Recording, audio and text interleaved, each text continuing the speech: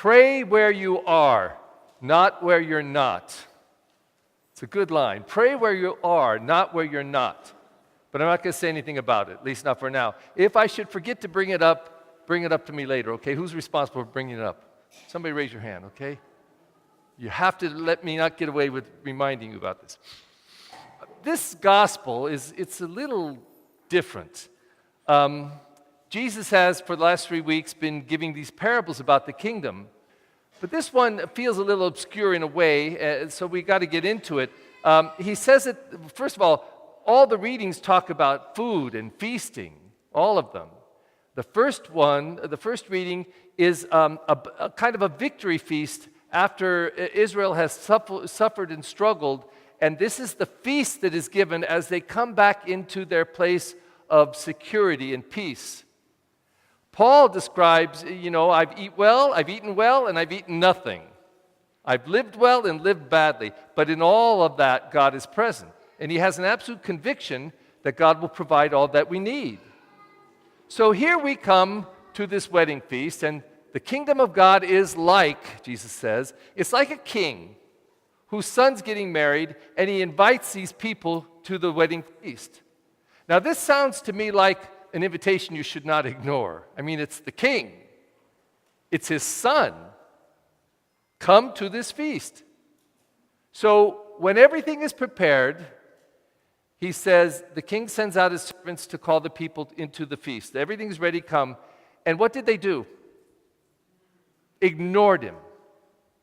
Ignored his servants. So he sent them out a second time. Come to the feast. The fattened cows, they're killed. We're ready to eat. Come on in. What did they do? Okay, some ignored. Some said they went off to do their work or buy their beast or do whatever they had to do. But basically they didn't respond. But then they went further than that. They beat up and killed the servants. Who are these people that Jesus is talking about?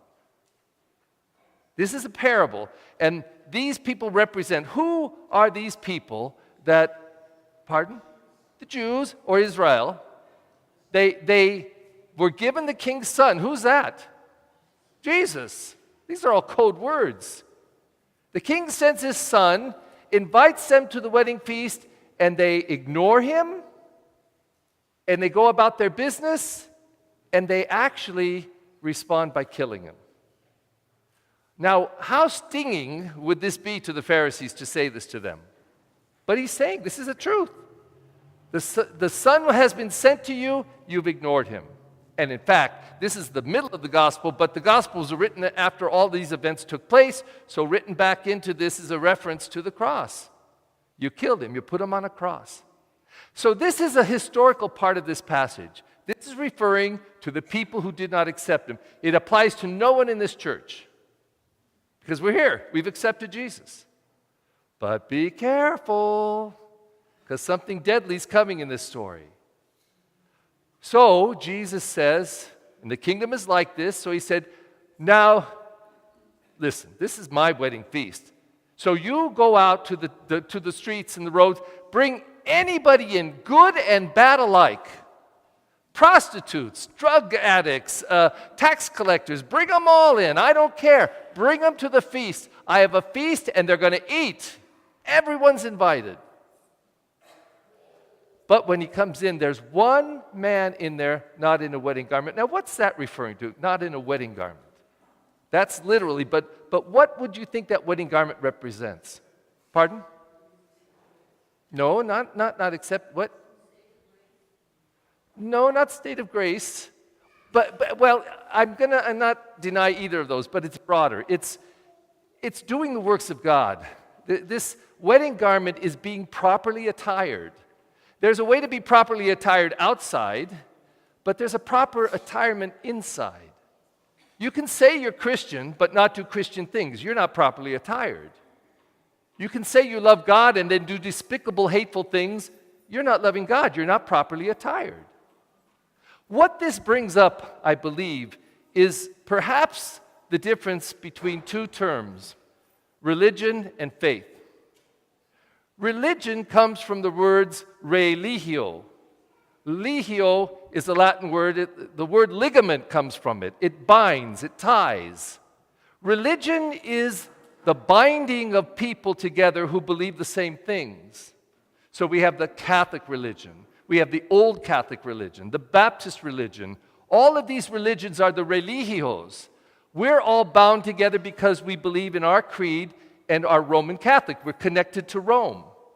You know who's very similar to us are the Lutherans and the Anglicans or Episcopalians, but they're not bound, connected to Rome, so they are a different religio. You can be in religio, doing your religion, every prayer, know them all, say the rosaries, do the novenas, go to Mass every single Sunday, never miss, go to communion, go to confession once a year, although most people don't do that because there's too many already. But you can do all of the religio and almost never touch faith. It's possible. Because faith is the involvement of your whole soul. Now, there are people who are in faith that aren't in religio. There's some probably down at the ocean right now. They've done their early morning surfing. They're sitting in the sand just looking out at the sea, and you think they're on something, but they're just like transfixed by God's nature. And they're praising God. And they're saying in their mind, or maybe out loud, God, thanks for this sea. Thanks for these awesome waves today. God, you are so beautiful. You're so grand. Are they going to go to church? No, they're not in religio, but they're in faith. There's some up in the mountains now. They've just watched the sunrise. They're having their coffee on the deck. By the way, I'd like to be there myself. But there they are having this coffee on the deck, and they're saying, oh, God, these mountains are majestic. And look at that sky. And, oh, look at the fog lingering. Oh, geez, God, you are so grand. And they're not going to go to religio today. But they're meeting God. And some of these people in faith are transfixed by their experience of God. It changes their heart and soul. They find compassion and peace and love and service and caring. They take care of Mother Earth because they have great faith, but they don't have religio. Now, the gift would be if you could have both. Could have great faith and express it through religio, because religio, religion, is allowing us to walk together with one another. We can support one another. We can call and challenge one another. That's the beauty of religio.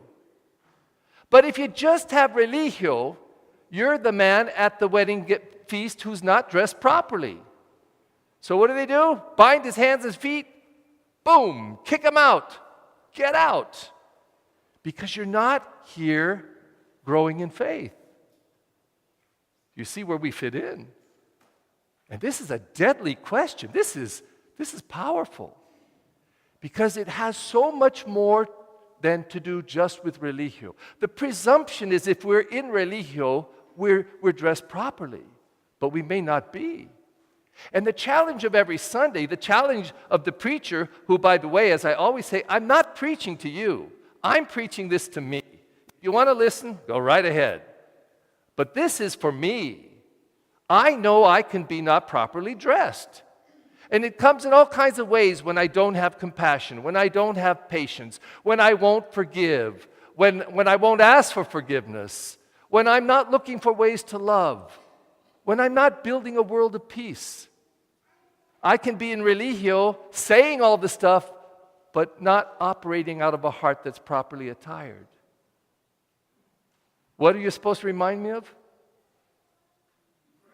Pray where you are, not where you're not at, okay? This is one of the things of religio. We often go pray for things outside of us. Where should we be praying for? What's right here, especially for what's not right here, and it should be. So if we're in a relationship and all we do is fight and argue, we won't say, I'm sorry, we won't ask for forgiveness, what should we be praying for? Right there. We're living in our car because our finances have run amok. What should we be praying about? That experience. We are using people badly, mistreating them, walking all over them. What should we be praying about? Right there. God, is this what you want? You see, we all know the will of God. We know it. Does God want us to forgive or not? Hello? To forgive. Does He want us to hate or love? Clearly. Does He want to have us build a world of peace or a world of war? Clearly, we know His will. There isn't anyone in here who cannot tell me what God wants for us. But are we all doing that? Are we all properly attired? So if we're not, that's our prayer. God, I know what you want. Lead me there. Paul says in that second reading, it's kind of one of those linchpin readings again. He says, I've eaten well and I've eaten almost nothing. God was in both. But he says this conviction, everything I need, God's going to give to me, especially through Jesus Christ. I know that. So when we find ourselves, our plate is full of things that are not of God's will, that's our prayer. I mean, the best example is this. You and I are hanging on the cross. What's our prayer? It's the cross. Oh my God, help me. What do I do? How do I find you here? How are you going to make sense of this? Where's your grace in this? Is your love going to support me and walk me through this, even through death? And if we believe that, then it's about surrendering to God in prayer for what's on our plate, not for what's not. Pray where we're at, not where we're not. If we can hear that call today, we will be properly attired. And when we're not, we'll offer that up to God. What do I need to do, Lord? I always find that the most challenging of all these, simply, the most challenging chapter in the Bible for me is Matthew 25. Does anyone know what that chapter is about? Jesus sitting on the throne, separating the sheep from the goats. And the sheep on the right, he says, come on in because I was hungry, you fed me, thirsty, you gave me to drink. In jail, you visited me, naked, you clothed me, blah, blah, blah, blah, blah. When did we do that, Lord? When you did it to the least. To the least. Not your brother or sister, the person you love, to the least in your life. Then he turns to those on the left. Oh, sorry, you just happen to be here. Okay, you goats, go to hell. Goodbye, go to hell, straight to hell. I was hungry, you didn't feed me. Thirsty, you didn't give me to drink. Naked, you didn't clothe me. In jail, sick, you didn't visit me. When didn't we do that to you, Lord? Of course we would do that to you. We're properly attired. He'd say, no, you're not. Bind them and throw them outside. Because when you didn't do it not to your friends, not to your husband or wife, your children, to the least in your life. So I always say, oh my God, Jesus, why do you have to be so tough with us? Take us to the least relationships, and that's where we find the gospel. That's what's on our plate.